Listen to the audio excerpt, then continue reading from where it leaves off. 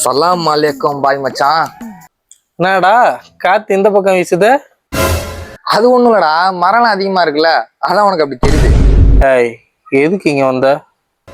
வேற எதுக்கு வருவாங்க, பிரியாணி வாங்கதான். அதான் ரம்ஜான் வந்தா லைன் கட்டி வந்து நிக்கிறீங்களே.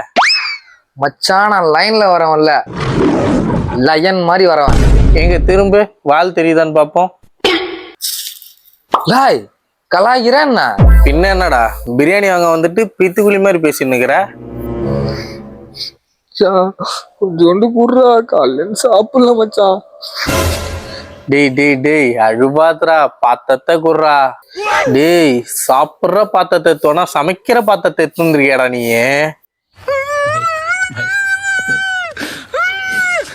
டேய் குத்துத்தோட எடுத்துன்னு தரேன். என்ன ஒரு ஆனந்தம் அந்த கரடி முஞ்சனுக்கு.